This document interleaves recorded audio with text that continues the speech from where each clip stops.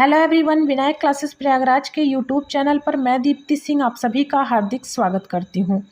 तो चलिए बेटा, आज हम लोग 2011 में हुए शिक्षक पात्रता परीक्षा के सेट पेपर का एनालिसिस करेंगे। बेटा, हम लोगों की यूपी टेट की क्लास लगातार चल रही है। अगर आप यूपी टेट की तैयारी कर रहे हैं तो विनायक क्लासेस से ज़रूर जुड़िए, क्योंकि इस चैनल पर बेटा आपको सारी क्लासें प्रोवाइड कराई जा रही हैं। सारे सब्जेक्ट की प्लेलिस्ट बनी हुई है, आपको सारी क्लासें आसानी से मिल जाएंगी। तो चलिए बेटा, बिना देर किए हुए हम अपने आज के क्लास की शुरुआत करते हैं। क्लास को स्टार्ट करने से पहले आप लोग क्लास को एक लाइक ज़रूर करिए और अपने दोस्तों के पास शेयर ज़रूर करिए। तो चलिए बेटा, आज के प्रश्न की शुरुआत करते हैं। तो आज का ये रहा हम लोगों का पहला प्रश्न। प्रश्न क्या कह रहा है बेटा कि 10 सही 1/2 मीटर लंबी रस्सी से 4 सही 5/8 मीटर काटा गया शेष रस्सी की लंबाई क्या है। हमसे शेष रस्सी की लंबाई पूछा है। इसमें क्या करेंगे बेटा, सबसे पहले ये जो 10 सही 1/2 और ये जो 4 सही 5/8 दिया है, ये बेटा एक मिश्रित भिन्न है। सबसे पहले हम क्या करेंगे, हम इसे साधारण भिन्न में बदलेंगे। अब साधारण भिन्न में कैसे बदलेंगे बेटा, तो ये जो 10 सही 1/2 है, इसको जब साधारण भिन्न में बदलेंगे तो तिर्यक गुणा होगा, यानी ये 2 का गुणा 10 में होगा। जितना आएगा उसमें ये अंश वाला +1 करेंगे बटा के 2। मेरे कहने का मतलब कि ये 10 सही 1/2 है, तो ये 2 का गुणा 10 में, 10 दूना 20 और 20 और 1 21, यानी ये हो जाएगा 21/2। और ये 4 सही 5/8 जो है बेटा, इसको साधारण भिन्न में कैसे लिखेंगे, इसका भी तिर्यक गुणा, यानी 8 का गुणा 4 में, तो क्या हो जाएगा 8 चौके 32 और 32 + 5 करेंगे तो 32 और +5 करेंगे तो कितना आएगा बेटा 37/8। 37/8 कैसे आया, ये 8 का गुणा 4 में, 8 चौके 32 और 32 में +5 करेंगे तो 37/8। अब हमसे पूछा क्या है कि 10 सही 1/2, यानी ये जो हम 21/2 इसको लेके आए हैं साधारण भिन्न में, तो पूछ रहा है 21/2 मीटर रस्सी से जब 4 सही 5/8, यानी ये जो 37/8 है, इसको काटा गया तो शेष रस्सी की लंबाई बतानी है। अब इसको क्या करेंगे बेटा, 21/2 में से ये 37/8 माइनस करेंगे। माइनस कैसे करेंगे, जैसे मान लीजिए अभी मैंने आपको कह दिया है कि ये 5 मीटर रस्सी है, मैंने कह दिया कि ये 5 मीटर रस्सी है।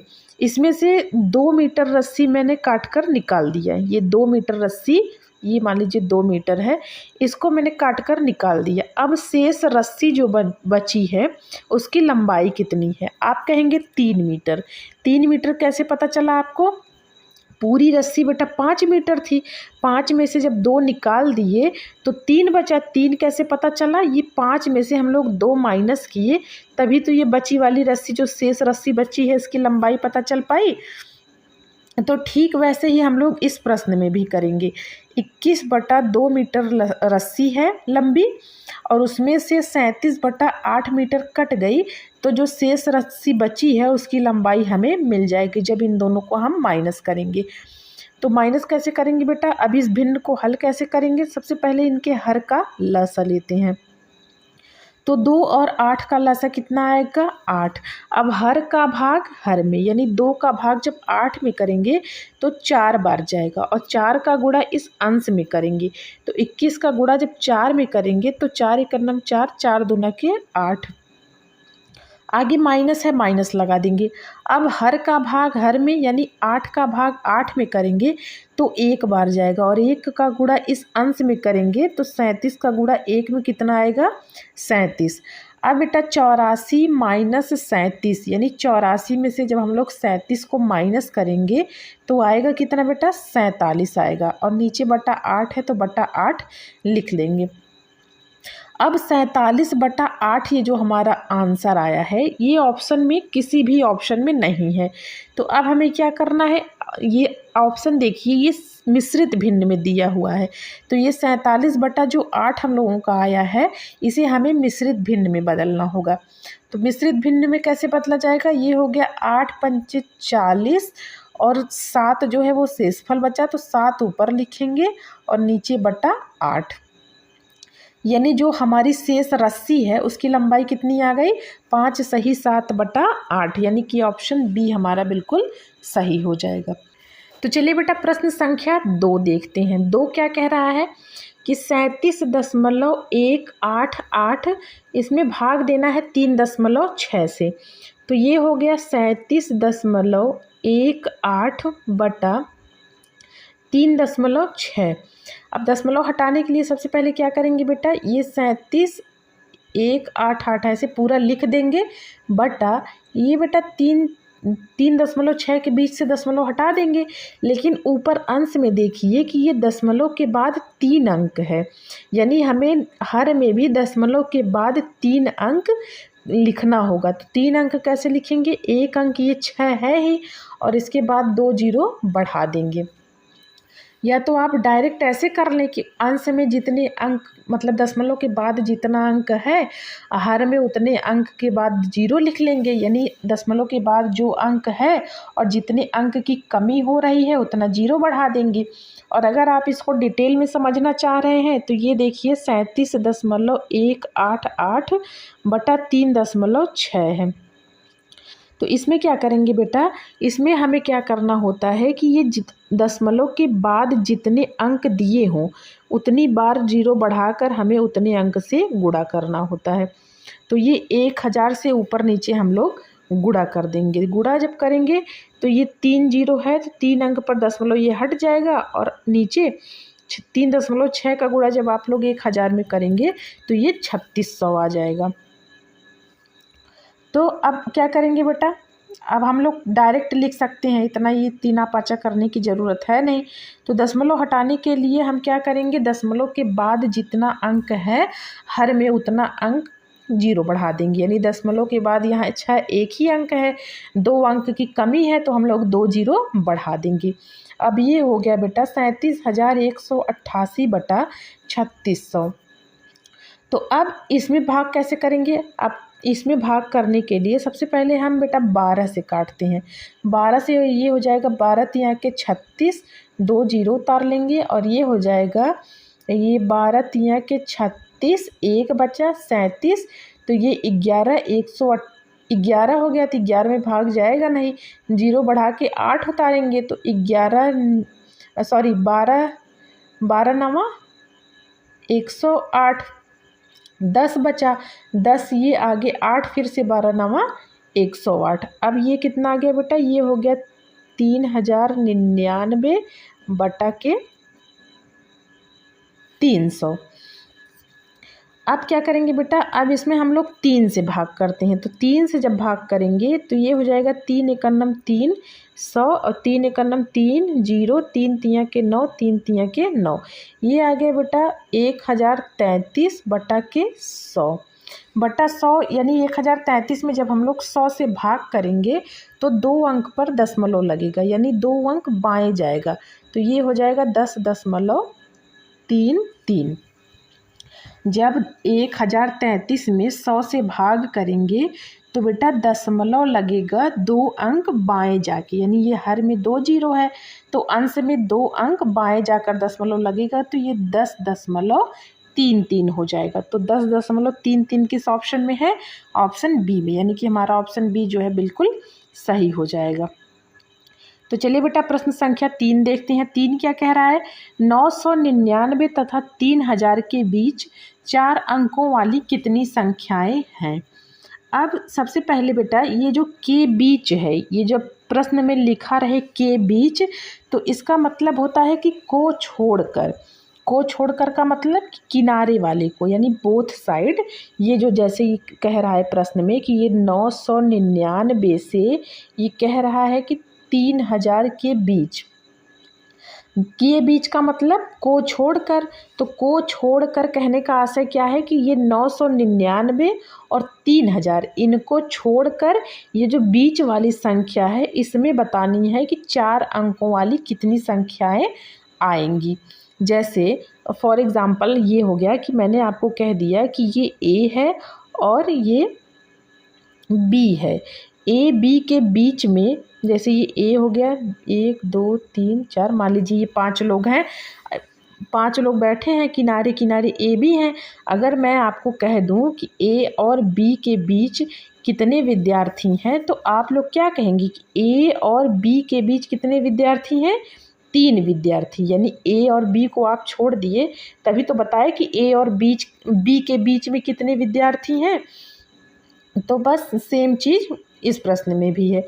इसमें कह रहा है कि 999 और 3000 के बीच, यानी ये 999 और 3000 को छोड़कर बताना है कि बीच में जो संख्याएं आएंगी वह 4 अंकों वाली कितनी संख्याएं होंगी। तो 999 के बाद ये बेटा हो जाएगा 1000, उसके आगे हो जाएगा 1001, ऐसे ऐसे जाएगा कहाँ तक? 2999 तक। यानी 3000 से एक पीछे कौन सा आएगा? 2999। अब बेटा इसमें क्या ध्यान देना है आपको? इसमें आप लोग एक चीज़ ये ध्यान दीजिएगा कि यदि लगातार श्रृंखला हो, जैसे ये देखिए 999, उसके बाद 1000, 1001, 1002, 1003, ऐसे चलेगा कहाँ तक? 2999 तक। उसके बाद ये 3000 आ जाएगा। तो जब लगातार श्रृंखला हो तो एक फॉर्मूला याद रखिएगा आप लोग। फॉर्मूला क्या है बेटा? कि कुल पद यन बराबर क्या होता है कि अंतिम पद, यानी अंतिम जितना पूछा है उसका अंतिम पद माइनस पहला पद माइनस प्रथम पद प्लस 1। कहने का मतलब कि कुल पद बराबर कितना हो जाएगा? अंतिम पद माइनस प्रथम पद, ये प्रथम पद हो गया, और प्लस 1 जरूर करिएगा। जब यदि श्रृंखला जो है लगातार हो, यानी ये जो संख्याएं हैं ये लगातार दी हुई हो और बीच की संख्या आपसे पूछे, तो इसका फॉर्मूला याद कर लीजिए कि कुल पद बराबर कितना होगा, क्योंकि बीच में यही पूछेगा कि कुल कितनी संख्याएं हैं। तो कुल पद बराबर कितना हो जाएगा कि अंतिम पद माइनस प्रथम पद प्लस 1। तो कुल पद यन बराबर मैं क्या लिखी हूँ? 2999 अंतिम पद माइनस 1000 प्रथम पद प्लस 1। अब 2999 में से जब 1000 माइनस करेंगे तो 1999 आएगा, और 1999 में 1 जोड़ेंगे तो कितना आएगा बेटा? 2000। 2000 किस ऑप्शन में है? ऑप्शन डी में, यानी कि हमारा ऑप्शन डी जो है वो बिल्कुल सही हो जाएगा। तो चलिए बेटा अगले प्रश्न पे चलते हैं। प्रश्न संख्या 4 क्या कह रहा है कि 1.5 में कितने आधे हैं? यानी ये जो 1 सही 1/2 है, इसमें पूछ रहा है कि कितने आधे हैं। अब आधे का मतलब 1/2, यानी कि जब किसी भी संख्या में पूछे कि कितने हैं, जैसे अभी मान लीजिए आपसे पूछ ले कि यक्स में कितना वाई है। मान लीजिए ये आपसे पूछ ले कि यक्स में कितना वाई है, तो जब पूछे कि यक्स में कितना वाई है तो यक्स में हम लोग वाई से भाग कर देंगे। यानी जब जिस संख्या में पूछे कि कितना है तो हम उसी संख्या से भाग कर देते हैं। ऐसे ही पूछा है कि 1 सही 1/2, ये जो 1.5 है 1 सही 1/2, इसमें पूछा है कितने आधे हैं। तो कितने आधे हैं, हम आधे से भाग कर देंगे उसमें। जैसे अभी पूछा ना कि यक्स में कितना वाई है, तो आपने यक्स में वाई से भाग कर दिए, तो वैसे ही 1.5 में कितने आधे हैं, तो हम लोग 1.5 में आधे से भाग कर देंगे। तो भाग करने के बाद क्या आएगा बेटा? ये 1.5 का तिर्यक गुणा होके जब ये साधारण भिन्न में बदलेगा तो ये हो जाएगा 2 × 2 और ये 3, यानी ये हो जाएगा 3/2, और भाग करना है किससे? 1/2 से। तो ये 2 से कट जाएगा, बचेगा कितना? 3/1, यानी कि इसको हम लोग 3 लिख सकते हैं। तो 1.5 में कितने आधे हैं? 3 किस ऑप्शन में है? ऑप्शन सी में, यानी कि हमारा ऑप्शन सी जो है वो बिल्कुल सही हो जाएगा। तो चलिए बेटा प्रश्न संख्या 5 देखते हैं। 5 में क्या कह रहा है कि 44 - 6 + 43 × 2 - 87 बराबर कितना होगा? ये बेटा बॉड मास वाला सवाल है। अब बॉड मास में क्या होता है? सबसे पहले ब्रैकेट हल करते हैं, तो ब्रैकेट तो इसमें है नहीं, उसके बाद ऑफ वाला करते हैं, तो ऑफ वाला भी इसमें नहीं है कि किसका, जैसे पूछ ले कि 1/2 का 3/4, तो का वाला भी इसमें नहीं है। तो अब डिवीज़न होता है, तो डिवीज़न भी इसमें नहीं है। तो अब सबसे पहले हम लोग ये मल्टीप्लिकेशन यानी ये 43 गुणा के 2 वाला करेंगे, बाकी सब चीज़ें वैसे का वैसा लिख लेंगे। तो ये हो गया 44 माइनस 6 प्लस 43 का गुणा जब 2 में करेंगे तो 3 दूना 6, 4 दूना 8, ये हो जाएगा 86 और माइनस 87 है तो 87 ऐसे लिख लेंगे। अब ये हो गया बेटा 44 और ये 86, इन दोनों प्लस में है तो दोनों को जोड़ देंगे, तो दोनों जोड़ने के बाद आएगा 130 माइनस, और ये माइनस 6 और माइनस 87 है तो ये जोड़ेंगे तो कितना आएगा -93। मैंने आपको बताया था कि जब सजातीय चिन्ह हो तो संख्याएं जुड़ जाती हैं, चाहे वो प्लस प्लस हो चाहे वो माइनस माइनस हो। अब 130 में से माइनस करना है 93, तो 130 में से जब हम लोग 93 माइनस करेंगे तो बेटा आएगा 37। तो 37 किस ऑप्शन में है? ऑप्शन ए में। ऑप्शन ए हम लोगों का बिल्कुल सही हो जाएगा।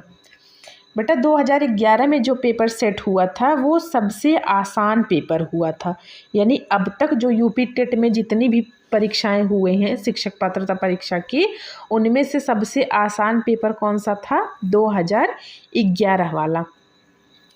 तो चलिए अब प्रश्न संख्या 6 देखते हैं। 6 क्या कह रहा है कि 8.2 सेंटीमीटर लंबी प्रत्येक भुजा वाले वर्ग की परिसीमा क्या है। सबसे पहले हम एक वर्ग बना लेते हैं। ये हो गया हम लोगों का वर्ग, और कह रहा है कि 8.2 सेंटीमीटर लंबी प्रत्येक भुजा, यानी इसकी जो भुजाएं हैं ये सारी भुजाएं कितनी हैं? 8.2 सेंटीमीटर। ये हमें प्रश्न में दिया हुआ है। पूछ रहा है कि वर्ग की परिसीमा क्या है। अब मैं आपको बताऊं कि बेटा चाहे वो परिमित पूछे, परिधि पूछे, परिमाप पूछे या परिसीमा पूछे, सबका अर्थ एक ही होता है। परि जिसमें लगा है वो समझ लीजिए कि सब एक ही है। तो अब हमसे पूछा है वर्ग की परिसीमा, यानी यही परिमाप, परिसीमा, परिमित, परिधि सब कुछ एक ही है। तो वर्ग का परिमाप बराबर कितना होता है बेटा? कि 4 गुणा भुजा होता है। ये वर्ग का परिमाप बराबर कितना होता है? 4 गुणा के भुजा। तो 4 गुणा भुजा हमें कितना दिया है? 8.2। ये कह रहा है ना कि प्रत्येक भुजा जो है 8.2 है, तो 4 गुणा भुजा कितनी है? 8.2। और 4 में जब 8.2 से गुणा करेंगे तो ये हो जाएगा 4 दूना 8 और 8 चौके 32, 32.8 सेंटीमीटर। तो वर्ग की परिसीमा क्या आ जाएगी? 32.8 सेंटीमीटर, यानी कि हमारा ऑप्शन डी जो है वो बिल्कुल सही हो जाएगा। तो चलिए बेटा अगले प्रश्न पे चलते हैं। प्रश्न संख्या 7। 7 क्या कह रहा है? 7 कह रहा है कि एक टिन के बर्तन में 20 लीटर पेट्रोल है। ये कह रहा है कि एक टिन के बर्तन में 20 लीटर पेट्रोल है, रिसाव के कारण 3 लीटर पेट्रोल की हानि हुई। प्रश्न में ये कह रहा है कि बेटा ये 20 लीटर पेट्रोल है टिन के बर्तन में, रिसाव के कारण ये -3 लीटर, -3 लीटर मैंने क्यों लिखा? क्योंकि 3 लीटर पेट्रोल की हानि हुई। तो हानि होने के बाद हमारे पास पेट्रोल कितना बचा? 17 लीटर। 17 लीटर कैसे बचा बेटा? दिया है कि बर्तन में 20 लीटर पेट्रोल था, तो 20 लीटर में जब रिसाव के कारण 3 लीटर पेट्रोल बह गया, मतलब 3 लीटर पेट्रोल की हानि हुई, तो बचेगा कितना? 20 में से 3 लीटर जब गिर गया तो 17 लीटर बचा, यानी हमारे पास जो शेष पेट्रोल बचा है अब वो कितना बचा? 17 लीटर। आगे पूछा है हमसे कि कितना प्रतिशत पेट्रोल रह गया, यानी टिन के बर्तन में ये जो 17 लीटर है परसेंट में कितना प्रतिशत रह गया। तो शेष पेट्रोल का प्रतिशत निकालने के लिए बेटा क्या करेंगे? प्रतिशत कैसे निकालती हैं? प्रतिशत में ये हानि वाला प्रतिशत निकाल रहे हैं, तो सबसे पहले कितना लीटर पेट्रोल बचा हमारे पास? 17 लीटर। तो 17 हम लोग अंश में लिखेंगे। हर में क्या लिखते हैं बेटा? के सापेक्ष या की तुलना में। जैसे 17 लीटर पेट्रोल ये जो हमें बचा है वो किसके सापेक्ष बचा है? किसकी तुलना में? 20 लीटर के सापेक्ष। तो हर में कितना आ जाएगा? 20 लीटर। अब ये भिन्न में हो गया, तो भिन्न को प्रतिशत में बदलने के लिए 100 से गुणा करते हैं। तो ये हो जाएगा बेटा 20 25 100 और 17 पचे 85, यानी कि जो टिन के बर्तन में शेष पेट्रोल बचा है वो कितना है 85% है। तो 85 किस ऑप्शन में है, ऑप्शन डी में, यानी कि हमारा ऑप्शन डी जो है वो बिल्कुल सही हो जाएगा। तो चलिए 8वां देखते हैं प्रश्न। 8वां क्या कह रहा है, 8वां कह रहा है बेटा कि 3 पेंसिल का मूल्य 20 रुपये है, तो 6 दर्जन पेंसिल का मूल्य बताना है। अब 3 पेंसिल का मूल्य कितना दिया है हमें 20 रुपये, ये 3 पेंसिल का मूल्य हमें 20 रुपये दिया है, तो 6 दर्जन का बताना है।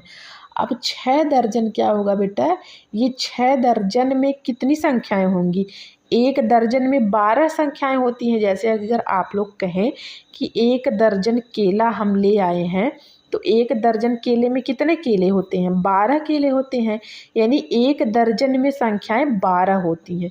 तो 6 दर्जन में कितनी होंगी, 6 में 12 से गुणा कर देंगे, तो 12 छके 72। प्रश्न में दिया है हमें कि 3 पेंसिल का मूल्य जो है वो 20 रुपये है, तो 1 पेंसिल का मूल्य कितना हो जाएगा बेटा, ये 20 में 3 से भाग कर देंगे। ये हमसे 1 पेंसिल का मूल्य पता चल गया, यानी 1 पेंसिल बराबर ये कितना हो जाएगा 20 में 3 से भाग कर देंगे। तो ऐसे ही हमसे 72 पेंसिल का दाम पूछा है। ये कह रहा है ना कि 6 दर्जन का मूल्य क्या होगा, तो 6 दर्जन का मतलब 72 हुआ। तो अब 72 पेंसिल बराबर कितना होगा, ये हो जाएगा 20/3। ये तो 1 पेंसिल का मूल्य पता चला है हमें, तो एक मूल्य में जब हम लोग 72 से गुणा कर देंगे तो हमें 72 पेंसिल का मूल्य पता चल जाएगा। तो 72 पेंसिल का मूल्य कैसे निकालेंगे, 20/3 गुणा के 72, ये हो गया 3 दूना के 6 और 3 चौके 12 और 20 गुणा 24, 24 दूना के 48 और ये 1 0, यानी 480 रुपये। 72 पेंसिल का मूल्य कितना हो गया, 480 रुपये। 480 किस ऑप्शन में है, ऑप्शन सी में, ये नहीं हमारा ऑप्शन सी जो है वो बिल्कुल सही हो जाएगा। तो चलिए प्रश्न संख्या 9 देखते हैं। 9 क्या कह रहा है बेटा कि 9 ट्राईसाइकिल में कितने पहिए होंगे। ट्राईसाइकिल का मतलब होता है बेटा 3 पहिए वाली गाड़ी, जैसे ये ऑटो होता है ना, वही हमारा ट्राईसाइकिल है, 3 पहिए वाली गाड़ी। तो एक ट्राईसाइकिल में, जैसे ये हो गया एक ट्राईसाइकिल में कितने पहिए होंगे, 3 पहिए। कैसे, ट्राईसाइकिल का मतलब होता है बेटा 3 पहिए वाली गाड़ी, तो एक ट्राईसाइकिल में 3 पहिए होंगे, यानी जो 3 पहिए वाली गाड़ी है, तो एक गाड़ी में 3 पहिया होता है ना, तो एक ट्राईसाइकिल में कितने पहिए होंगे, 3। हमसे प्रश्न में पूछा क्या है कि 9 ट्राईसाइकिल में कितने पहिए होंगे। तो जब एक ट्राईसाइकिल में 3 पहिए होंगे तो 9 ट्राईसाइकिल में कितने होंगे बेटा, 3 गुणा के 9, यानी 3 9 के 27 पहिए। 9 ट्राईसाइकिल में कितने पहिए होंगे, 27। तो 27 किस ऑप्शन में है, ऑप्शन डी में। तो चलिए बेटा प्रश्न संख्या 10 देखते हैं। 10 क्या कह रहा है, बिना कोई शेषफल के निम्न में से कौन सी संख्या 9361 को विभाजित करती है। अब मान लीजिए यहाँ 9361, ये तो छोटी संख्या है, इसको आप सभी ऑप्शन से चेक करके भी इसका आंसर निकाल सकते हैं। लेकिन अगर मान लीजिए कि यहाँ कोई बड़ी संख्या दी हुई हो, तो आप इतना सारा चेक करेंगे, 4 ऑप्शन दिया रहेगा, चारों ऑप्शन चेक करेंगे, फिर उसमें से सही चूज़ करेंगे, तो काफ़ी टाइम लग जाएगा। इसके लिए हमें क्या करना होगा, हमें सबसे पहले विभाज्यता का नियम देखना होगा। तो ऑप्शन में पहला ऑप्शन क्या है, 11। हम 11 का विभाज्यता का नियम जो है वो देखते हैं कि वो इस संख्या पे फॉलो कर रहा है या नहीं। तो संख्या हमारी कितनी है बेटा, 9361। 11 से विभाज्यता का नियम है जो वो क्या कहता है कि विषमवें स्थान का योग और समवें स्थान के योग का अंतर जो है वो या तो 0 आए और या तो 11 का गुणज आए। तो अब इसको कैसे चेक करेंगे, सबसे पहले कह रहा है कि विषमवें स्थान का योग, जैसे ये 9 पहले स्थान पर है और 6 तीसरे स्थान पर है। आगे अगर संख्या दिया रहेगा तो 5, 7, यानी ये विषमवें स्थान का योग। तो 9 और 6 का योग कितना हो जाएगा? 15। विषमवें स्थान का योग और समवें स्थान का योग। तो सम पे कौन सी संख्या है? ये दूसरे स्थान पर 3 है और चौथे स्थान पर 1 है। तो समवें स्थान का योग ये 3 और 1 कितना हो जाएगा? 4। 11 से विभाज्यता का नियम क्या कहता है कि विषमवें स्थान का योग ये जो 15 आया है और समवें स्थान का योग ये जो 4 आया है, इनका अंतर मतलब इन दोनों का अंतर या तो 0 आए या फिर 11 का गुणज आए, तो वो संख्याएं 11 से पूर्णतः विभाजित हो जाती हैं। तो 15 में से 4 जाएगा तो कितना आएगा? 11, यानी इनका अंतर जो है वह कितना आ गया? 11। तो 11 जब आ गया तो यानी ये संख्याएं 11 से कट जाएंगी। अंतर ये जो आता है बेटा, ये या तो 0 आए या तो 11 का गुणज आए, यानी 11 से कटने वाली संख्या 11 का गुणज आए। तो जो संख्याएं दी होंगी वो 11 से पूर्णतः विभक्त हो जाएंगी। तो 9361 इन दोनों का अंतर कितना आया? जब इनके विषमवें स्थान और समवें स्थान के योग का अंतर हम लोग निकाले तो इनका अंतर 11 आया, यानी ये संख्याएं 11 से कट जाएंगी। तो हम लोगों का ऑप्शन पहला ही सही हो गया, दूसरा तीसरा देखने की ज़रूरत है नहीं, चौथा। लेकिन आप लोग बेटा देखिएगा, ये जो 13 है ऑप्शन बी में, जो 13 संख्या दी हुई है, तो 13 से विभाज्यता का नियम क्या कहता है? 13 से विभाज्यता का नियम कहता है कि बेटा जो संख्याएं अंतिम संख्या जो हो, यानी जैसे कहने का मतलब जैसे ये 9361 है, ये तो कटेगा नहीं, दूसरी संख्या ले लेते हैं। 13 से विभाज्यता के नियम में क्या देखते हैं? जैसे आप लोग ले लीजिए 338।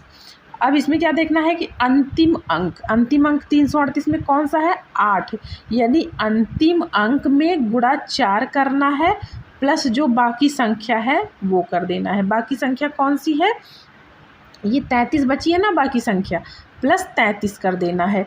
तो 8 चौके 32 और 32 प्लस 33 करेंगे तो कितना आएगा? 3 2 5 3 3 6, ये आ गया 65। तो 65 देखिए 13 से कट जाएगा, 13 पचे 65। 13 से विभाज्यता का नियम क्या कहता है कि ये जो अंतिम संख्या है इसमें गुणा 4 करना है प्लस जो बाकी संख्या बची है उसको प्लस कर देना है। तो उसके बाद जो संख्याएं आती हैं अगर वह 13 से कट रही हैं तो मतलब वह संख्या भी 13 से पूर्णतः विभक्त होगी। आगे दिया है बेटा 17। अब 17 से विभाज्यता का नियम क्या कहता है? 17 से विभाज्यता का नियम कहता है कि अंतिम अंक गुणा 5। 13 में हम लोगों लिए थे कि अंतिम अंक गुणा 4, और 17 में क्या करेंगे कि अंतिम अंक लेंगे गुणा 5। जैसे मान लीजिए ये 442 है, इसमें अंतिम अंक कौन सा है बेटा? 2। तो अंतिम अंक गुणा 5 और माइनस करेंगे जो बाकी संख्याएं बची हुई हैं 44। तो 5 दूना के 10 माइनस 44 और ये घटाएंगे तो कितना आएगा बेटा? 34। तो 34 देखिए 17 से कट जाएगा, यानी 17 से 34 कट जाएगा, तो यानी ये संख्याएं भी 17 से कट जाएंगी। अब 19 से विभाज्यता का नियम क्या कहता है? 19 से कहता है बेटा कि अंतिम का अंक गुणा 2। अंतिम का अंक गुणा 2, जैसे ये हम लोग 703 अगर ले लें तो अंतिम का अंक यानी 3 गुणा 2 प्लस बाकी संख्याएं जो बची हैं वो कर लेंगे। तो 3 दूना के 6 प्लस 70 ये हो जाएगा 76। तो 76 देखिए 19 से कटेगा, यानी कि ये संख्या भी 19 से कट जाएगी। तो ये एक क्लास मैं आपका लूँगी विभाज्यता के नियम से, उसमें मैं आपको सारे विभाज्यता का नियम बता दूँगी, यानी कि जिस संख्या का विभाज्यता का नियम होता है वो चीज़ें मैं आपको उस क्लास में बता दूँगी। तो चलिए बेटा अगले प्रश्न पे चलते हैं। प्रश्न संख्या 11। 11 क्या कह रहा है बेटा?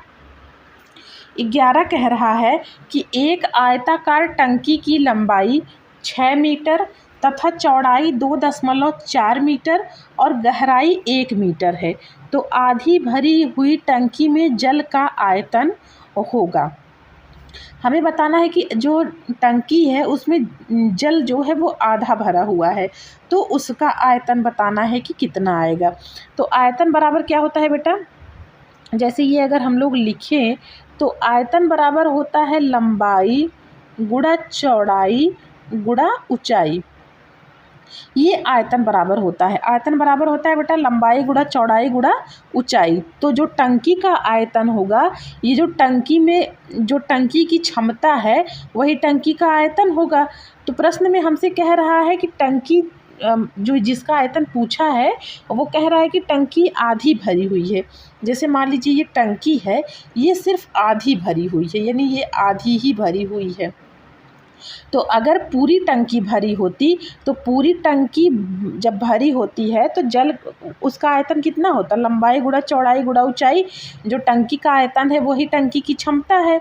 तो अगर टंकी पूरी भरी होती तो टंकी का आयतन कितना होता, लंबाई गुणा चौड़ाई गुणा ऊंचाई। लेकिन टंकी आधी भरी हुई है, तो आधी भरने का मतलब कि हमें आयतन भी आधा निकालना होगा, यानी इसके बटा के 2 कर देंगे। आधी भरी हुई टंकी का आयतन जब निकालेंगे तो बटा 2 कर देंगे, क्योंकि आधा निकालना है हमें। अब आयतन बराबर क्या हो जाएगा बेटा, लंबाई, लंबाई कितना दिया है 6 गुणा चौड़ाई कितना दिया है 2.4 गुणा ऊंचाई, ऊंचाई का मतलब यही गहराई। तो गहराई कितना है बेटा 1 बटा के 2, ये हो गया 2 तिहाई 6 और ये हो गया 4 तिहाई 12 और 3 दूनी 6 1 7, यानी एक अंक पर दशमलव है तो एक अंक पर दशमलव लगा देंगे। 7.2 मीटर क्यूब ये हमारा क्या आ गया, यही जल का आयतन। जो आधी भरी हुई टंकी में जल का आयतन है वो हमारा आ गया 7.2 मीटर क्यूब, यानी कि ऑप्शन डी हमारा बिल्कुल सही हो जाएगा। तो बेटा प्रश्न संख्या 12 पर चलते हैं। 12 क्या कह रहा है, 2 समांतर रेखाओं के बीच की दूरी क्या है, घटती है कि बढ़ती है या बराबर रहती है या घट भी सकती है या बढ़ भी सकती है। इसका जवाब आप लोग दीजिए। कह रहा है कि 2 समांतर रेखाओं के बीच की दूरी, ये देखिए ये एक रेखा है और ये दूसरी रेखा है। 2 समांतर रेखाएं, जैसे रेल की पटरी होती है वैसे ही ये 2 समांतर रेखाएं हैं। इनके बीच की दूरी बेटा ना घटती है ना बढ़ती है, हमेशा बराबर रहती है। ये अनंत बिंदु पर भी नहीं घटेगी ना ही बढ़ेगी। जैसे इसका एग्जाम्पल क्या है, रेल की पटरी। तो इसका आंसर कितना हो जाएगा कि ये बराबर रहती है, ये ना तो घटती है और ना ही बढ़ती है। तो चलिए अगले प्रश्न पे चलते हैं। प्रश्न संख्या 13 क्या कह रहा है बेटा कि 270 अंश माप का कोण एक उदाहरण है। न्यून कोण का, प्रतिवर्ती कोण का, अधिक कोण का, समकोण का। अब सबसे पहले ये बेटा जो 4 ऑप्शन दिए हुए हैं, ये चारों ऑप्शन मैं आपको डिटेल में बता रही हूँ, आप लोग खुद जवाब करिए कि ये जो प्रश्न पूछा है कि 270 डिग्री माप का एक मतलब किस कोण का एक उदाहरण है, वो आप लोग जवाब दीजिए। मैं आपको इन चारों का डिटेल बता रही हूँ। सबसे पहले बेटा न्यून कोण देखते हैं। ये न्यून कोण क्या होता है बेटा, न्यून कोण होता है कि 0 अंश से अधिक, यानी इससे अधिक, और 90 अंश से कम जो कोण होता है उसे क्या कहते हैं, न्यून कोण कहते हैं। अब बात आ गई बेटा प्रतिवर्ती कोण। प्रतिवर्ती कोण क्या होता है, प्रतिवर्ती कोण को हम लोग वृहद कोण भी कहते हैं। तो प्रतिवर्ती कोण क्या होता है बेटा, ये होता है कि 180 अंश से ऊपर, यानी 180 अंश से अधिक हो और 360 अंश से कम हो। तो ये क्या होता है बेटा, ये प्रतिवर्ती कोण का उदाहरण होता है। अब आगे आ गया अधिक कोण। अधिक कोण क्या होता है बेटा, अधिक कोण होता है कि 90 अंश से अधिक और 180, ये 360 है, 180 से कम, 180 से कम के कोण को क्या कहते हैं, अधिक कोण। और लास्ट वाला है ये समकोण। तो समकोण किसे कहते हैं, कोई एक कोण ठीक 90 डिग्री का हो, ना तो 90 से कम और ना तो 90 से ज़्यादा, यानी ठीक 90 अंश का कोण हो उसे समकोण कहते हैं। तो प्रश्न में हमसे पूछा है कि 270 डिग्री का माप। अब ये न्यून कोण 0 से 90 है तो इसमें तो आएगा नहीं, तो ये गलत हो गया। ऑप्शन बी है प्रतिवर्ती कोण 180 से 360। ये देखिए 180 से 360 के बीच में ये 270 आ रहा है, यानी हमारा ऑप्शन जो है वो बी सही हो जाएगा। बाकी अधिक कोण में देखिए 90 से 180 है, इसमें 270 आ नहीं रहा है, और समकोण तो ठीक 90 अंश के कोण को कहते हैं। तो यानी हम लोगों का आंसर क्या हो जाएगा, बी ऑप्शन हो जाएगा प्रतिवर्ती कोण का। तो चलिए बेटा अगले प्रश्न पे चलते हैं। प्रश्न संख्या 14 क्या कह रहा है बेटा 14 कह रहा है कि 108 और 144 का लस होगा। प्रश्न में हमसे कह रहा है कि 108 और 144 का लस। तो लस सबसे पहले बेटा क्या होता है? लस वह न्यूनतम संख्या जो सबसे कट जाए। लसा वह न्यूनतम संख्या जो सबसे कट जाए, वही हमारी लसा होती है। तो 108 और 144 का लसा हम लोग कैसे निकालेंगे? ये तो बहुत पुराना नियम है। आप लोग 108 और 144 का लसा निकालिए। तो सबसे पहले हम इसको 2 से काटते हैं। देखिए 2 से कट रहा है कि नहीं। तो ये हो जाएगा बेटा 2 पच्चे 10 और 2 चौके 8 और ये हो जाएगा 2 सत्ते 14, 2 दूना के 4। फिर से 2 से काटते हैं। 2 दूना 4, 2 सत्ते 14 और ये 2 तिहाई के 6 और 2 छक्के 12। अब फिर बेटा 2 से काटते हैं। तो 2 से 27 कटेगा नहीं, 27 को ऐसे ज्यों का त्यों लिख लेंगे। 36 है तो 2 एक अन्नम 2, 2 अठे 16। अब फिर से 2 से काटते हैं तो 27 कटेगा नहीं, इसको ऐसे ही लिख लेंगे और ये हो जाएगा 2 नवा के 18। अब 3 से काट रहे हैं तो ये हो जाएगा बेटा 3 से जब 27 काटेंगे तो 3 नवा के 27 और ये 3 तिया के 9। वापस फिर से 3 से काटेंगे तो ये होगा 3 तिया 9 और ये 3 एक अन्नम 3। फिर 3 से काटेंगे तो ये 3 एक बार में कट जाएगा। यानी ये जो अभाज्य गुणनखंड आया है यही हमारा लसा होगा। तो अभाज्य गुणनखंड कितना आया है? 2 गुणा 2 गुणा 2 गुणा 2 गुणा 3 गुणा 3 गुणा 3। तो अब 2 दूना 4, 4 दूना 8, 8 दूना 16। ये हो गया 16 और 3 तिया 9 तिया 27, यानी 16 गुणा 27 ये आ गया। अब 16 गुणा 27 जब आप लोग करेंगे, 27 का गुणा 16 में करेंगे तो ये 432 आएगा।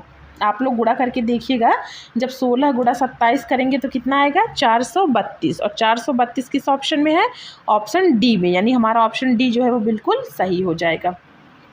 तो चलिए बेटा प्रश्न संख्या 15 पे चलते हैं। 15 क्या कह रहा है? प्रश्न संख्या 15 कह रहा है कि एक त्रिभुज की भुजाओं की माप 5 सेंटीमीटर, 12 सेंटीमीटर और 13 सेंटीमीटर है। तो त्रिभुज का प्रकार बताइए। अब इसमें भी मैं आपको एक नियम बता रही हूँ, उस हिसाब से आप बताइएगा कि ये कौन सा त्रिभुज है। तो चलिए नियम पर आते हैं। नोट करके आप लोग ये चीज़ें नोट कर लीजिएगा कि यदि ए बी सी, यानी ये ए बी सी यह किसी त्रिभुज की 3 भुजाएं हैं, यानी ये ए बी सी जो है यह किसी भी त्रिभुज की 3 भुजाएं हैं और जिसमें से ये सी जो है ये सबसे बड़ी भुजा है। ये सी क्या है? ये बेटा सबसे बड़ी भुजा है। नोट करके आप लोग लिख लीजिएगा कि यदि ए बी सी जो है वो किसी त्रिभुज की तीनों भुजाएं हैं। ये जो ए बी सी है ये किसी त्रिभुज की तीनों भुजाएं हैं, जिसमें सी सबसे बड़ी भुजा है। तो अब नोट क्या करना है बेटा कि यदि सी स्क्वायर बराबर ए स्क्वायर प्लस बी स्क्वायर, यानी जो सबसे बड़ी भुजा है, सबसे बड़ी भुजा का वर्ग उन दोनों भुजाओं के वर्गों के योग के बराबर है, तब त्रिभुज कैसा होगा बेटा? तब त्रिभुज समकोण होगा। तब त्रिभुज कैसा होगा? समकोण। यानी ए बी सी ये जो हमारी भुजाएं हैं, यदि इनमें सी सबसे बड़ी भुजा हो तो सबसे बड़ी भुजा का योग जो है वो दोनों भुजाओं के ये सी का वर्ग जो है वह दोनों भुजाओं के वर्गों के योग के बराबर होगा। तो वह कौन सा त्रिभुज हो जाएगा बेटा? वह समकोण त्रिभुज हो जाएगा। ये पॉइंट 1 करके लिखिएगा। अब दूसरे पॉइंट पर क्या लिखेंगे बेटा कि यदि सी स्क्वायर यानी जो सबसे बड़ी भुजा है वो ग्रेटर देन होगी किसके? ए स्क्वायर प्लस बी स्क्वायर के। कहने का मतलब कि जो सबसे बड़ी भुजा है, सबसे बड़ी भुजा का वर्ग दोनों भुजाओं के वर्गों के योग से यदि बड़ा आ रहा है तो त्रिभुज कैसा होगा बेटा? तो त्रिभुज अधिक कोणीय होगा। ये त्रिभुज अधिक कोणीय होगा। यदि तीसरी भुजा यानी जो सबसे बड़ी भुजा है उसका जो वर्ग है बाकी दो भुजाओं के वर्गों के योग से यदि बड़ा आ रहा है तो त्रिभुज अधिक कोण होगा। और नंबर 3 पॉइंट पर आप लोग लिखिएगा कि यदि सी स्क्वायर लेस देन ए स्क्वायर प्लस बी स्क्वायर हो, यानी जब सबसे बड़ी भुजा का वर्ग उन दोनों भुजाओं के वर्गों के योग से छोटा आए तब त्रिभुज कैसा होगा बेटा, तब त्रिभुज न्यून कोणीय होगा। तो अब हमसे यहाँ दिया क्या है, ये त्रिभुज की 3 भुजाएं दिया है, 5, 12 और 13। तो अभी मैंने आपको बताया कि 5, 12 और 13 ये ABC जो है भुजाएं हैं। तो इसमें से सबसे बड़ी भुजा C अगर हो तो सबसे बड़ी भुजा इसमें 13 है। अब ये चीज़ आप लोग स्क्रीनशॉट ले लीजिए, ये बहुत काम की चीज़ें हैं। तो अब इस प्रश्न को देखते हैं बेटा। प्रश्न कह रहा है कि 5, 12 और 13। सबसे पहले मैं आपको क्या बताई थी, सबसे पहला नियम कि C² बराबर क्या होगा, A² प्लस B²। चलिए देखते हैं ये फॉलो कर रहा है कि नहीं। तो सबसे बड़ी भुजा इसमें क्या है, 13। तो 13 का स्क्वायर बराबर ये A का स्क्वायर यानी 5 का स्क्वायर प्लस 12 का स्क्वायर। तो 13 का स्क्वायर जब करेंगे तो आएगा 169, और ये 5 का स्क्वायर करेंगे तो 5 पचे 25 प्लस 12 का गुणा 12 में करेंगे तो 12 बरहियम 144, यानी ये 169 बराबर 144 में जब 25 जोड़ेंगे तो ये 169 आएगा। यानी ये देखिए 169 और 169 यानी दायां पक्ष और बायां पक्ष हमारा बराबर हो गया। यानी ये जो C² बराबर A² प्लस B² है, ये 5, 12 और 13 संख्याएं इसको फॉलो कर गई। तो अभी मैंने आपको बताया कि यदि बड़ी भुजा का वर्ग बाकी 2 भुजाओं के वर्गों के योग के बराबर हो तो त्रिभुज कौन सा होगा बेटा, त्रिभुज समकोण होगा। यानी ये जो संख्याएं दी हुई हैं ये इसी चीज़ को फॉलो कर रही है, C² बराबर A² प्लस B²। तो त्रिभुज कैसा होगा, समकोणीय त्रिभुज होगा। यानी कि हमारा ऑप्शन डी जो है वो बिल्कुल सही हो जाएगा। तो चलिए बेटा अगले प्रश्न पे चलते हैं। प्रश्न संख्या 16। अब 16 प्रश्न देखिए, इसमें क्या है, इसमें कुछ नहीं है। 2011 में बेटा एकदम बहकाने वाले प्रश्न दिए गए थे, बहुत छोटे छोटे प्रश्न थे। अब ये 4 - 1/7 है। अब इसको आप डायरेक्ट हल कर सकते हैं तिरछा गुणा करके। 7 का गुणा 4 में 7 चौके 28 -1, यानी इसका आंसर आएगा 27/7। और ये देखिए ऑप्शन अलग अलग दिया है। यदि 27/7 कहीं है नहीं तो क्या करेंगे, इसमें भाग करेंगे तो 7 यहाँ के 21 बचा 6, 6 ऊपर लिखेंगे नीचे बटा के 7, यानी इसका आंसर आएगा 3 सही 6/7। अगर ये आपको नहीं समझ में आया तो ये 4/1 हम लोग लिख सकते हैं।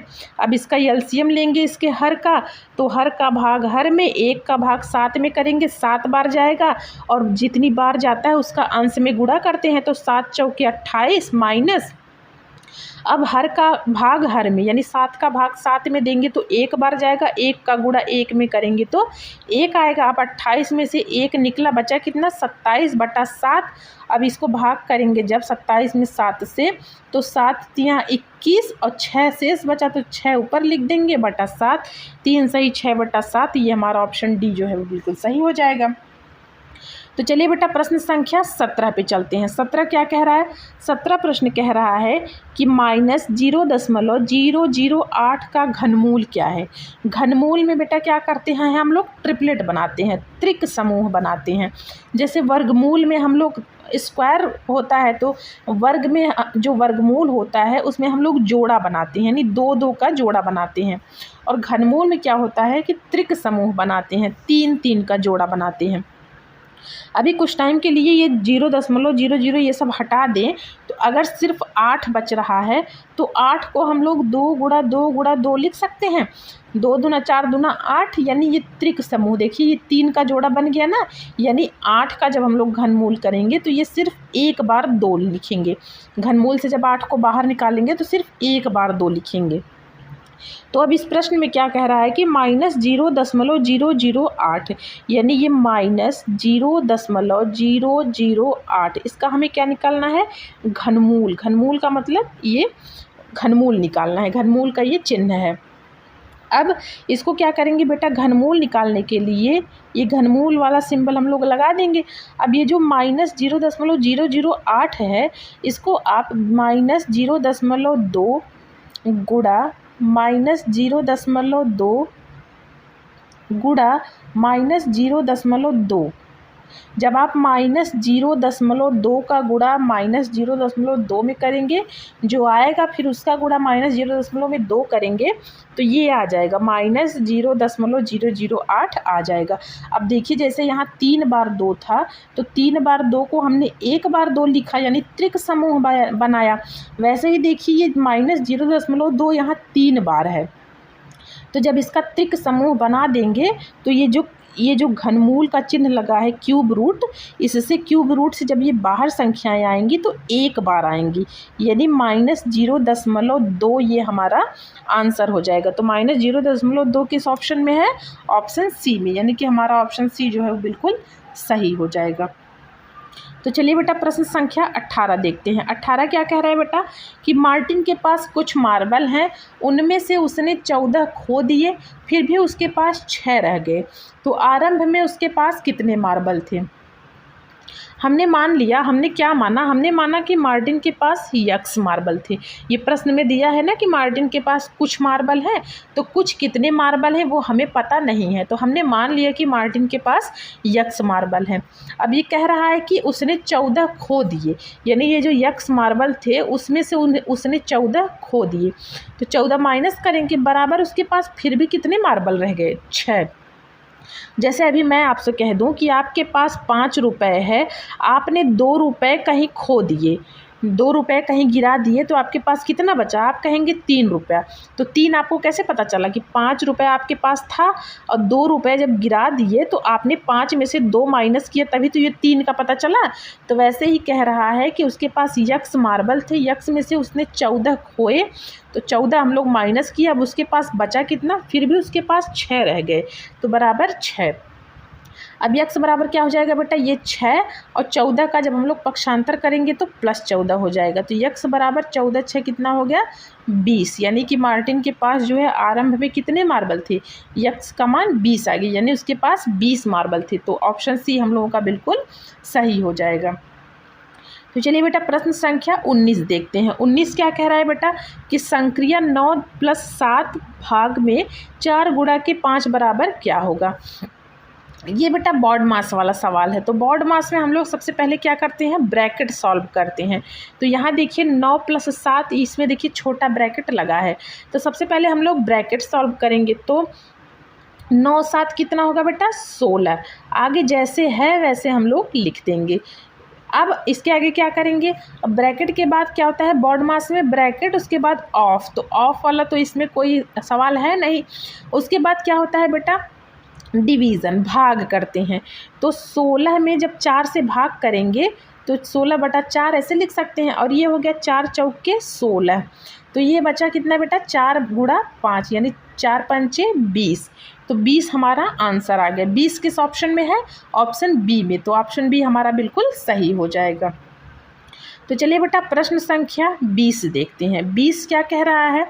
20 कह रहा है बेटा कि शुरू में तापक्रम 18 डिग्री सेल्सियस बढ़ता है, फिर 23 डिग्री सेल्सियस घटता है। यदि प्रारंभिक तापक्रम 27 डिग्री सेल्सियस हो तो अंतिम तापक्रम बताना है। प्रश्न हमसे क्या कह रहा है कि प्रारंभिक तापक्रम 27 था, यानी जब तापक्रम शुरुआत में था, स्टार्टिंग में, तो 27 डिग्री सेल्सियस था। उसके बाद क्या कह रहा है कि 18 डिग्री बढ़ता है, तो बढ़ने का मतलब +18 डिग्री बढ़ा। फिर क्या हुआ? फिर -23 डिग्री हुआ। -23 डिग्री कैसे हुआ? यहाँ प्रश्न में दिया है कि फिर 23 डिग्री घटता है। तो शुरू में 27 था, यानी प्रारंभ में 27 था, बाद में 18 बढ़ा, तो 18 हम लोग प्लस किए, और फिर उसके बाद 23 घट गया। तो जब 23 घट गया तो हम लोग 23 माइनस कर दिए। अब क्या करना है बेटा? अब 27 और 18 ये दोनों प्लस में है, तो जोड़ देंगे। तो ये हो गया कि 5 और 3 2 1 3 1 4, ये हो गया 45 डिग्री सेल्सियस और -23 डिग्री सेल्सियस। तो अब 45 डिग्री सेल्सियस बेटा ये प्लस में है और 23 माइनस में है, यानी ये 45 में से जब हम लोग 23 निकालेंगे तो कितना आएगा बेटा? 22 डिग्री सेल्सियस। यानी जो अंतिम तापक्रम है वो कितना है? वो 22 डिग्री सेल्सियस है। तो 22 डिग्री सेल्सियस किस ऑप्शन में है? ऑप्शन ए में, यानी कि हमारा ऑप्शन ए जो है वो बिल्कुल सही हो जाएगा। तो चलिए बेटा प्रश्न संख्या 21 देखते हैं। 21 क्या कह रहा है? 21 कह रहा है कि मान निकालिए -2 × -3 -4 × -5 × -6। अब इन सब का गुणा करना है। तो गुणा कैसे करना है? सबसे पहले ये माइनस, आप लोगों को पता होगा कि जब माइनस का गुणा माइनस में करते हैं बेटा तो प्लस आता है, प्लस का गुणा प्लस में करते हैं तो प्लस आता है, और माइनस का गुणा यदि प्लस में करेंगे तो कितना आएगा, माइनस। ऐसे ही जब प्लस का गुणा माइनस में करेंगे तो भी क्या आएगा बेटा, माइनस। यदि चिन्ह समान हो तो उनका गुणा हमेशा प्लस आता है, और अगर चिन्ह मतलब अलग अलग हो तो उनका गुणा जब करेंगे तो माइनस आएगा। तो इस प्रश्न में देखिए, ये -2 का गुणा जब -3 में करेंगे तो माइनस का गुणा माइनस में करेंगे तो प्लस हो जाएगा, और 3 का गुणा 2 में करेंगे तो कितना आएगा, 6। अब आगे गुणा है, गुणा लगा देंगे। अब फिर से देखिए, ये -4 का गुणा -5 में करेंगे तो माइनस माइनस फिर से प्लस हो जाएगा, और 4 का गुणा 5 में करेंगे तो 4 × 5 = 20 गुणा ये -6 अकेले बचा है तो इसको लिख ले रहे हैं नीचे। अब यहाँ क्या आएगा बेटा, ये 6 का गुणा जब 20 में करेंगे तो 6 दूना के 12, ये 120 हो गया। अब गुणा -6, अब -6 120 में जब -6 का गुणा करेंगे तो 6 दूना के 12 और 6 का 9 6 1 7, यानी ये 720 आया, लेकिन 720 माइनस में आया। माइनस में कैसे आया, अभी मैंने आपको बताया ना कि जब प्लस का गुणा माइनस में करेंगे तो माइनस आएगा। तो ये 120 देखिए प्लस में है और ये 6 माइनस में है, तो यानी माइनस में कितना आएगा, 720। और -720 ये किस ऑप्शन में है बेटा, ऑप्शन डी में, यानी हमारा ऑप्शन डी जो है वो बिल्कुल सही हो जाएगा। तो चलिए बेटा अगले प्रश्न पे चलते हैं। प्रश्न संख्या 22। आप लोग ये अपने जवाब कमेंट बॉक्स में कमेंट करते रहिए, क्योंकि बेटा पेपर बहुत आसान आया था 2011 में, और मुझे उम्मीद है कि आप लोग सारे प्रश्नों के जवाब बड़े ही आसानी से दे देंगे। तो चलिए आप लोग भी अपने जवाब देते रहिए। प्रश्न संख्या 22 हम लोग देखते हैं। 22 क्या कह रहा है बेटा कि 8 किलोग्राम और 350 ग्राम से क्या 3 किलोग्राम और 178 ग्राम को घटाना है। अब या तो आप 8 किलो में से 3 किलो घटाकर 350 ग्राम से 178 ग्राम घटा के कर लीजिए, या दोनों को जोड़कर कर लीजिए। दोनों को जोड़कर कैसे बेटा, ये 8 किलोग्राम और 350 ग्राम को हम लोग 8.350 लिख सकते हैं। जी लिख सकते हैं। माइनस करना है हमें कितना, 3 किलोग्राम और 3 किलोग्राम और 178 ग्राम, यानी ये 3.178 आ जाएगा। ये 8 किलोग्राम और 350 ग्राम को हम लोग 8.350 लिख सकते हैं। ऐसे ही 3 किलोग्राम और 178 ग्राम को 3.178 लिख सकते हैं। तो जब 8.350 में से 3.178 माइनस करेंगे तो ये कितना आएगा बेटा, 10 में से 8 गया 2, और ये 14, 7 7 14 आ गया, और ये 2 में से 1 गया 1, और ये 5, 8 में से ये 3 अंक पर दशमलव है तो 3 अंक पर दशमलव लगा देंगे। ये आ गया बेटा 5.172। अब 5.172 को हम लोग क्या लिख सकते हैं, ये हो गया 5 किलोग्राम और 172 यानी 172 ग्राम। जैसे ये 8 किलोग्राम 350 ग्राम को हम लोग ये लिखे थे 8.350, वैसे ही 5.172 आया है, तो ये क्या हो जाएगा 5 किलोग्राम और 172 ग्राम। तो ये किस ऑप्शन में है बेटा, ये ऑप्शन ए में है, 5 किलोग्राम 172 ग्राम। तो हम लोगों का ऑप्शन ए बिल्कुल सही हो जाएगा। तो चलिए अगले प्रश्न पे चलते हैं। प्रश्न संख्या 23। 23 क्या कह रहा है बेटा कि 3.5 सेंटीमीटर व्यास वाले वृत्त की परिधि। अब वृत्त की परिधि हमें बतानी है, तो वृत्त की परिधि बराबर क्या होता है बेटा, 2πr। ये वृत्त की परिधि हो गई 2πr। हमसे पूछा क्या है, सबसे पहले ये वृत्त देखिए, ये है वृत्त। अब ये है वृत्त का केंद्र। हमें क्या दिया है प्रश्न में, 3.5 सेंटीमीटर व्यास। सबसे पहले बेटा व्यास क्या होता है, तो व्यास क्या होता है, किसी भी वृत्त में उसके केंद्र से खींची गई दूरी, यानी वृत्त से केंद्र को ये टच करते हुए ये वृत्त के केंद्र से जो दूरी खींची जाती है वही हमारी व्यास होती है। और वृत्त के केंद्र से परिधि तक की दूरी ये हमारी क्या होती है, त्रिज्या होती है। ये जो त्रिज्या होती है बेटा, ये व्यास की आधी होती है, यानी त्रिज्या का 2 गुना व्यास होता है। तो वृत्त की परिधि बराबर क्या होता है, 2πr। ये r जो होती है यही हमारी त्रिज्या होती है। तो त्रिज्या का 2 गुना क्या होता है, व्यास, यानी ये जो 2r है इसका मतलब ये व्यास है। व्यास की आधी त्रिज्या होती है और त्रिज्या का 2 गुना व्यास होता है। तो त्रिज्या r है, r का 2 गुना 2r, यानी ये जो 2r है यही हमारा व्यास है। तो ये जो 2r है बेटा, इसको हम लोग व्यास d मान लेते हैं। तो वृत्त की परिधि 2πr होती है। अब जब हम लोग ये 2r बराबर d व्यास मान लिए तो हम क्या करेंगे, ये 1 मिनट, ये हो गया बेटा d सेंटीमीटर व्यास वाले वृत्त की परिधि। ये d सेंटीमीटर व्यास वाले वृत्त की परिधि क्या होगी, पाई d। पाई d कैसे आया बेटा, पाई तो ये पाई है ही, और 2r की जगह हम लोग क्या लिख दिए, d, क्योंकि 2r ये हमारी त्रिज्या है, तो त्रिज्या का 2 गुना व्यास होता है, तो 2r की जगह हम लोग लिख दिए d। अब हमसे प्रश्न में पूछा क्या है कि 3.5 सेंटीमीटर, 3.5 सेंटीमीटर व्यास वाले वृत्त की परिधि क्या होगी, ये हो गया पाई, और d के स्थान पर कितना हो गया, 3.5, क्योंकि व्यास यहाँ दिया है 3.5, तो ये d व्यास है, तो d के स्थान पर हम लोग 3.5 रख देंगे। अब पाई का मान होता है बेटा 22/7 गुणा ये 3.5 है, इसको वैसे ही लिख देंगे। अब ये हो गया 7×5 = 35, यानी 1 अंक पर दशमलव आएगा, तो ये आएगा 0.5। अब 22 का गुणा जब 0.5 में करेंगे तो 5 दूना 10 और 5 दूना 10 1 11, 1 अंक पर दशमलव है तो 1 अंक पर दशमलव लगा देंगे, यानी ये हमारी जो 3.5 सेंटीमीटर व्यास वाले वृत्त की परिधि है वह कितनी आई बेटा, 11 सेंटीमीटर। तो 11 सेंटीमीटर किस ऑप्शन में है, ऑप्शन सी में, यानी कि हमारा ऑप्शन सी जो है वो बिल्कुल सही हो जाएगा। तो चलिए अगले प्रश्न पे चलते हैं। प्रश्न संख्या 24। 24 क्या कह रहा है बेटा, 24 कह रहा है कि 4 अंकों वाले बृहत्तम तथा न्यूनतम संख्याओं का योगफल। अब ये देखिए, ये सबसे आसान सवाल है, इसमें कुछ है ही नहीं। 4 अंक की सबसे बड़ी संख्या लीजिए और 4 अंक की सबसे छोटी संख्या लीजिए, दोनों को जोड़ दीजिए, वही हमारा आंसर है। तो 4 अंक की सबसे बड़ी संख्या क्या होगी बेटा, एक चीज़ का ध्यान दीजिएगा, जब चाहे जितने अंक की यदि बड़ी संख्या पूछे, 2 4 6 8 10 12, चाहे जितने अंक की बड़ी संख्या पूछे, हमें उतनी बार 9 लिख देना है। जैसे 4 अंक की बड़ी संख्या पूछा है तो हमें 4 बार 9 लिख देना है, यही हमारी 4 अंक की सबसे बड़ी संख्या हो जाएगी।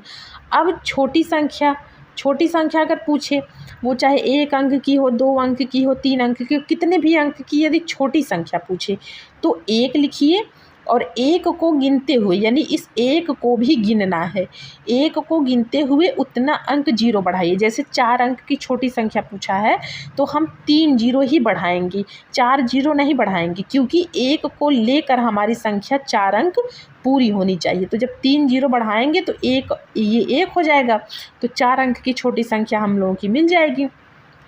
अब क्या कह रहा है कि इसका जोड़, यानी इसका योगफल बताना है, तो बस इन्हीं दोनों को जोड़ दीजिए, आंसर आ जाएगा। ये हो गया 9 9 9 और 9 1 10, यानी 10,999।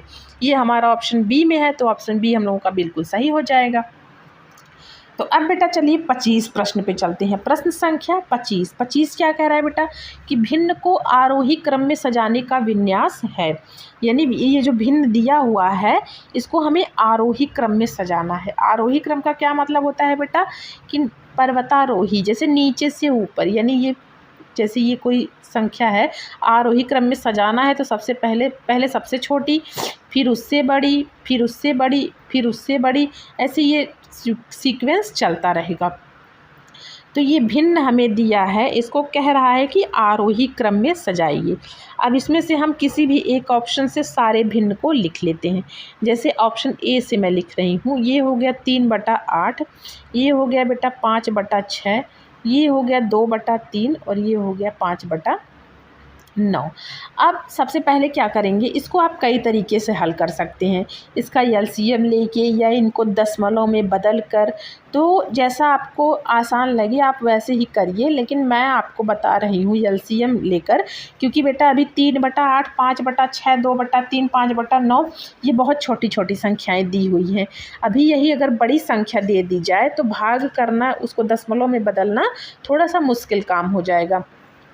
तो ये एलसीएम वाला जो है वो वहाँ पे आपको काम दे देगा यदि संख्याएं बड़ी दी हुई हैं तो सबसे पहले क्या करेंगे बेटा, हम अंश और हर का अंतर निकालेंगे। यानी 3 और 8 का अंतर कितना आएगा, 5। और 6 और 5 का अंतर कितना आएगा, 1। ऐसे ही 2, 3 का अंतर कितना आएगा, 1। और 5 और 9 का कितना अंतर आएगा, 4।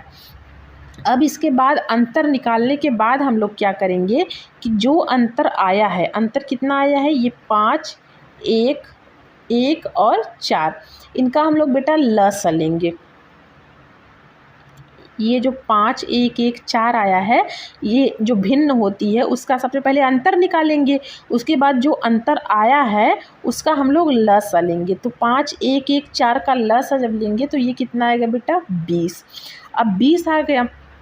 अब इसके बाद हम लोग क्या करेंगे, अब ये जो अंतर आया है 5, 1, 1 और 4, इसमें 20 से भाग करेंगे। तो जब 5 का 20 में भाग करेंगे तो 4 बार जाएगा, 5 चौके 20 और 4 बार, यानी जो बार जाता है वही इस अंश वाली संख्या में हम लोग गुणा कर देंगे। जैसे 20 में जब 5 से भाग करेंगे तो बार कितना जाएगा, 4 बार जाएगा, तो इस अंश में 4 से गुणा कर देंगे, तो ये 4 तिहाई 12 हो गया।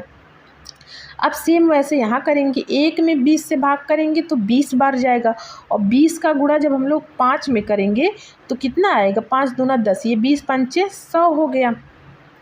ठीक वैसे ही यहाँ 1 है तो 1 में 20 से भाग करेंगे फिर तभी 20 बार जाएगा, तो इसमें भी 20 से गुणा करेंगे तो ये 20 दूना के 40 आ गया।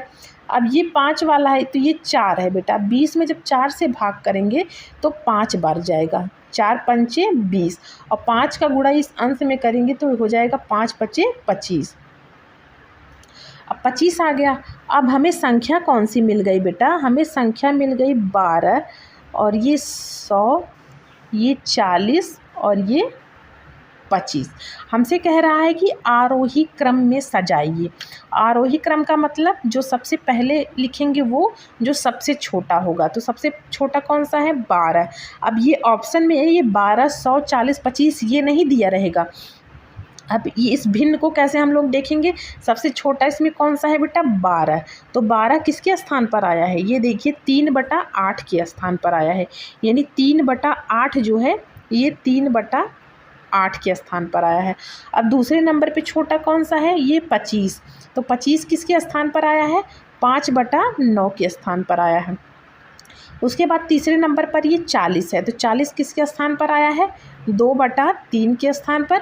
और सबसे बड़ा 100 है, तो 100 किसके स्थान पर आया है बेटा, 5/6 के स्थान पर। यानी आरोही क्रम में जब हम लोग ये भिन्न सजाएंगे तो क्या आएगा, 3/8, 5/9, 2/3, 5/6। ये देखिए हमारा ऑप्शन बी है। ऑप्शन बी में यही संख्याएं दी हुई हैं, तो यानी हमारा ऑप्शन बी जो है वो बिल्कुल सही हो जाएगा।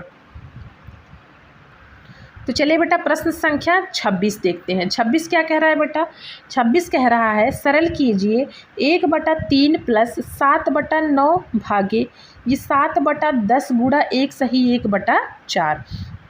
तो ये भी बेटा बॉड मास वाला सवाल है।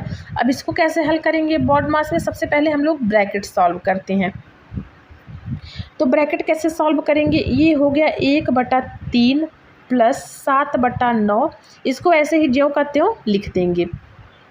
ये बीच में भाग है तो भाग लगा देंगे। अब ब्रैकेट वाला जब सॉल्व करेंगे तो ब्रैकेट कैसे सॉल्व करेंगे बेटा, ये 7/10 है, इसको ऐसे लिख लेंगे गुणा ये 1 सही 1/4, इसको जब साधारण भिन्न में बदलेंगे तो 3 गुणा 4 का गुणा 1 में 4 1 नम 4 और 1 जोड़ेंगे, यानी कि ये हो जाएगा 5/4। अब ये 5 दूना के 10 कट गया, आ गया 2। अब ये क्या आ गया बेटा, ये 1/3 प्लस 7/9, ये आ गया 7/9। अब बेटा यहाँ देखिए ब्रैकेट में ये 7 बटा ये 4 दूना 8 यानी 7 बटा 8 आया।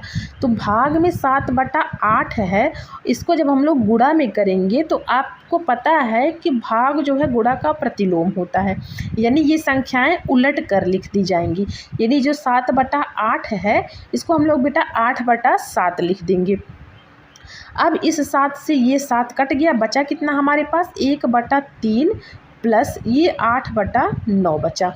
अब इस भिन्न को सॉल्व कर लेंगे, हमारा आंसर आ जाएगा। आंसर कैसे आएगा बेटा, ये सबसे पहले एलसीएम लेंगे हर का भाग हर में। 3 का भाग जब 9 में करेंगे तो 3 बार जाएगा, और 3 का गुणा 1 में यानी इस अंश में करेंगे तो 3 आएगा, प्लस 9 का भाग 9 में करेंगे 1 बार जाएगा, और 1 का गुणा जब हम लोग 8 में करेंगे तब कितना आएगा 8 आएगा। अब 8 और 3 जोड़ेंगे तो ये कितना आएगा बेटा 11 बटा के 9। 11 बटा 9 हमारा ऑप्शन में नहीं है, यानी ये जो ऑप्शन दिया हुआ है इसमें 11 बटा 9 नहीं है। तो अब क्या करेंगे, अब 11 में 9 से भाग करेंगे तो 9 एकन्नम 9, एक बार 9 एकन्नम 9 एक बार गया, 2 शेषफल बचा तो 2 शेषफल ऊपर लिखेंगे और बटा 9 नीचे लिखेंगे, यानी 1 सही 2 बटा 9। ये हमारा डी ऑप्शन बिल्कुल सही हो जाएगा। तो चलिए अगले प्रश्न पे चलते हैं। प्रश्न संख्या 27। 27 क्या कह रहा है बेटा, 2.6 में गुणा करना है 0.91 से। अब बताइए अब इस प्रश्न में क्या है, इसको क्या ही आप सॉल्व करें। चलिए फिर भी देखते हैं। 2.6 गुणा करना है कि 0.91 से। अब या तो चाहे आप तो इसको डायरेक्ट गुणा कर लें, और अगर डायरेक्ट गुणा नहीं करना चाह रहे हैं तो बेटा ये जो 2.6 है इसको आप लोग 26/10 लिख सकते हैं। कैसे लिख सकते हैं, जैसे ये 2.6 है तो मैंने अभी आपको बताया था, क्या बताया था कि जब दशमलव के बाद जितनी संख्याएं हों एक लिखकर उतना जीरो करके ऊपर नीचे गुणा कर देते हैं अंश और हर में। तो 2.6 में जब हम लोग 10 से गुणा भाग करेंगे तो ये 2.6 में 10 से गुणा करेंगे तो ये 26 हो जाएगा, और नीचे ये 10 बचेगा तो वही 10 मैंने लिख दिया है। तो ये क्या हो गया 26/10। अब सेम चीज़ वही आगे करेंगे, ये गुणा है गुणा लगा देंगे। अब ये 0.91 है तो 0.91 को हम लोग क्या लिख सकते हैं 91 बटा ये दशमलव के बाद 2 अंक है यानी इसके हर में 100 यानी 2 जीरो लिखेंगे। जितने दशमलव के बाद जितने अंक होते हैं हर में उतना जीरो लिख देते हैं। अब सबसे पहले अब बेटा क्या करेंगे, अब इसको वही काट पीट कर लेंगे। ये हो जाएगा 2 एकन्नम 2, 2 तिया के 6 और ये हो जाएगा 2 पचे 10। अब क्या करेंगे, अब ये हो गया 13 गुणा 91 और बटा 50 गुणा 10। अब क्या करेंगे बेटा 13 गुणा 91 जब करेंगे तो ये हो जाएगा 13 एकन्नम 13 और ये हो जाएगा 13 9 117 1 18। ये हो गया 1183 बटा और ये हो जाएगा बेटा 50 और गुणा 10। ये बचा है तो इसको हम लोग ऐसे लिख लेंगे। अब 5 से काटते हैं, देखते हैं 5 से कट रहा है। 5 एकन्नम 5 और ये हो जाएगा बेटा 5 दूना के 10, 1 बचा। ये हो गया 5 तिया 15, 3 बचा, 5 छक्के 30, वापस से 3 बचा। यहाँ दशमलव बढ़ा के 0 लगाएंगे, 5 छक्के 30 यानी ये कितना आ गया 236.6 बटा ये 10 दहा में 100 आ गया। अभी मैंने आपको क्या बताया कि दशमलव के बाद जितनी संख्याएं हैं हर में उतना जीरो लिख देते हैं तो दशमलव हट जाता है। यानी जब ये जीरो, ये जो हर में जीरो है, जब इसको हम लोग अंश में ले जाएंगे तो दशमलव अपने बाएं खिसकेगा। जितना जीरो हर में रहेगा दशमलव उतने अंक बाएं खिसकेगा। तो हर में कितना जीरो है 2 जीरो, तो ये दशमलव 2 अंक बाएं खिसक के क्या हो जाएगा 2.366। तो 2.366 किस ऑप्शन में है बेटा, ऑप्शन ए में, यानी कि हमारा ऑप्शन ए जो है वो बिल्कुल सही हो जाएगा। तो चलिए 28वें प्रश्न पर चलते हैं। 28वां प्रश्न क्या कह रहा है, √64 माइनस ये क्यूब रूट 64 है, इसका मान बताना है। अब ये जो √64 है इस 64 को हम लोग बेटा 8 गुणा 8 लिख सकते हैं। जी लिख सकते हैं। कैसे लिख सकते हैं, क्योंकि 8 का गुणा 8 में करेंगे तो 64 आएगा। अब ये क्यूब रूट है तो क्यूब रूट जो है इस 64 को हम लोग 4 गुणा 4 लिख सकते हैं। ये 8 गुणा 8 और 4 गुणा 4 गुणा 4 मैं क्यों लिखी हूँ? इसको भी तो मैं 8 गुणा 8 लिख सकती थी, नहीं लिखी। कैसे नहीं लिखी, क्यों नहीं लिखी? क्योंकि बेटा स्क्वायर रूट में क्या होता है कि हम लोग जोड़ा बनाते हैं, यानी जब वर्गमूल निकालते हैं तो जोड़ा बनाते हैं, और जब घनमूल निकालते हैं तो ट्रिपलेट बनाते हैं। यानी इस स्क्वायर रूट में ये 8 8 का एक जोड़ा बन रहा है, यानी कि 1 8 ये बाहर निकलेगा। जब जोड़ा होता है तो एक एक लिखते हैं। ऐसे ही माइनस लगाएंगे और क्यूब रूट में हम लोग ट्रिपलेट बनाते हैं। ये देखिए 4 4 का 3 का समूह बन रहा है कि नहीं? तो जब इस क्यूब रूट से बाहर निकालेंगे तो 1 4 बाहर निकलेगा। अब 8 में से 4 जब हम लोग 4 माइनस करेंगे तो क्या आएगा? 4, यानी कि ऑप्शन ए हम लोगों का बिल्कुल सही हो जाएगा। तो चलिए 29 पे चलते हैं। 29 क्या कह रहा है बेटा? 29 कह रहा है कि 496 योग 318 का निकटतम सैकड़ा में मान। अब इस प्रश्न में क्या है, इसमें आप क्या ही करेंगे? ये 496 है, 318 योग मतलब जोड़ होता है, इन दोनों को जोड़ दीजिए। जोड़ने के बाद कितना आएगा? 8 6 14 और 9 1 10 1 11 4 3 7 1 8, यानी ये आ गया कितना बेटा? 814। अब पूछा है निकटतम सैकड़ा में मान, तो 814 के बाद सैकड़ा में मान आगे आएगा 900 और पीछे आएगा 800। तो अब 814 के करीब कौन सा है? 800 है कि 900 है? जैसे अभी मैं आपको कह दूं कि मैं यहाँ पे खड़ी हूँ, मुझे आगे बस स्टैंड पे जाना है, तो अगर मैं कहूँ कि एक आदमी से मैं पूछी कि भैया मैं यहाँ पे हूँ, मुझे बस स्टैंड जाना है, तो मुझे कहाँ, मतलब कितनी दूरी पर है बस स्टैंड? तो वो आदमी हमें क्या बता रहा है कि अगर आप आगे जाएंगी तो आपको 40 किलोमीटर के बाद बस स्टैंड मिलेगा, और यदि आप वहीं से पीछे चली जाती हैं अपने बैक में तो आपको 2 किलोमीटर पर एक बस स्टैंड मिल जाएगा। तो मैं क्या करूँगी? मैं 40 किलोमीटर आगे जाकर बस स्टैंड पर बस पकड़ूंगी कि 2 किलोमीटर पीछे जाकर पकड़ूंगी? जाहिर सी बात है बेटा, मैं 2 किलोमीटर पीछे जाना पसंद करूँगी, क्योंकि ये ज़्यादा करीब है। हाँ, अगर आपके पास टाइम है तो आप 40 किलोमीटर टहलते हुए जाइए आराम से। तो वैसे ही पूछ रहा है कि निकटतम सैकड़ा में मान, तो निकट 814 के निकट कौन सा है? ये 800 है, यानी हमारा 800 जो है वो बिल्कुल सही हो जाएगा। तो ऑप्शन डी में 800 है, तो 800 हमारा सही हो जाएगा।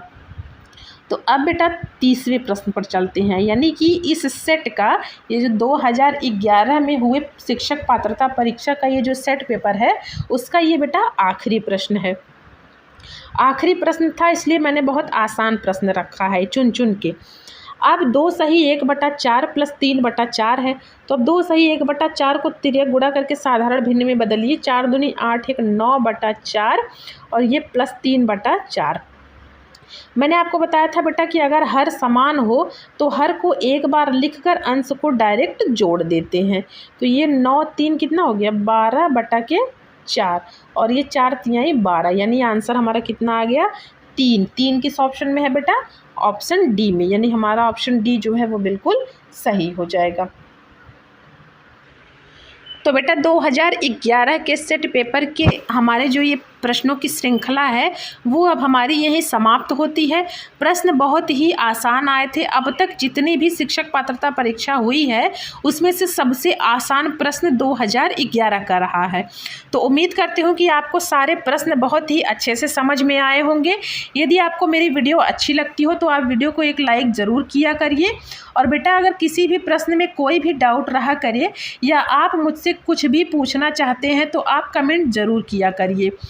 जो भी आपके प्रश्न रहेंगे उनका जवाब मैं आपको जल्द से जल्द देने का प्रयास करूंगी।